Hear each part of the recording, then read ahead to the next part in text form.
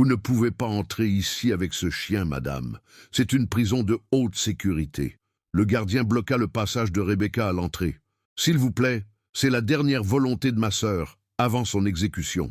La voix de Rebecca se brisa alors qu'elle serrait fermement la laisse de Max.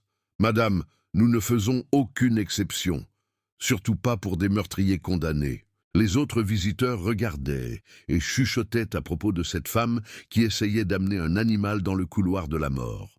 Ce que personne ne savait, c'est que ce berger allemand transportait des preuves qui allaient révéler la plus grande conspiration de l'histoire judiciaire du Texas. Avant de plonger dans cette incroyable histoire de loyauté et de justice, laissez un commentaire ci-dessous et dites-nous d'où vous nous regardez. Vous êtes sur le point de découvrir comment le lien entre une femme et son chien a permis de révéler une conspiration mortelle. Bonne lecture!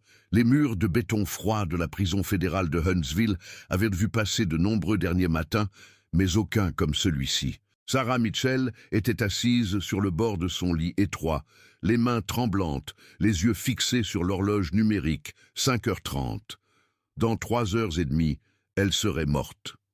Le bruit métallique des pas résonnait dans le couloir, alors que le directeur James Crawford s'approchait de sa cellule.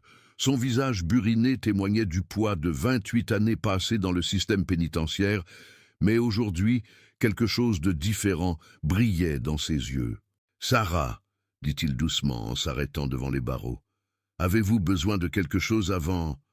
Sarah leva les yeux, le regard vide mais déterminé. « Une chose, directeur Crawford. Je sais que cela peut paraître fou, mais j'ai besoin de voir Max une dernière fois. » Crawford fronça les sourcils. « Max ?»« Mon chien, » murmura Sarah, la voix légèrement brisée. « C'est un berger allemand. Ma sœur Rebecca s'occupe de lui depuis que je suis ici. Je connais les règles, mais s'il vous plaît, il est tout ce qui me reste. Il est le seul à croire encore en mon innocence. » Le directeur se dut mal à l'aise. De toute sa carrière, il n'avait jamais reçu une telle demande. Les animaux n'étaient pas autorisés dans le quartier de haute sécurité, surtout le jour de l'exécution. « Sarah, vous savez que je ne peux pas. »« S'il vous plaît, » l'interrompit-elle en se levant et en agrippant les barreaux. « Je l'ai élevé depuis qu'il était chiot. Je l'ai trouvé abandonné et mourant sur une route de campagne. Nous nous sommes sauvés mutuellement. Il me rend visite chaque semaine, et je le vois dans ses yeux. Il sait que je n'ai pas tué mon mari. Il le sait. » Crawford scruta son visage. Malgré toutes les preuves contre elle, malgré le verdict du jury, il y avait quelque chose dans le désespoir de Sarah qui semblait sincère. « Je vais voir ce que je peux faire, » dit-il finalement. Les yeux de Sarah se remplirent de larmes. « Merci, c'est tout ce que je voulais. Juste dire au revoir à la seule personne qui n'ait jamais douté de moi. » En s'éloignant, Crawford ne pouvait s'empêcher de penser que cette simple requête était peut-être plus importante que tout le monde ne le pensait. 4 ans plus tôt, la vie de Sarah Mitchell semblait parfaite vue de l'extérieur. Elle était une avocate spécialisée dans les droits de l'homme qui avait son propre cabinet dans le centre-ville de Houston.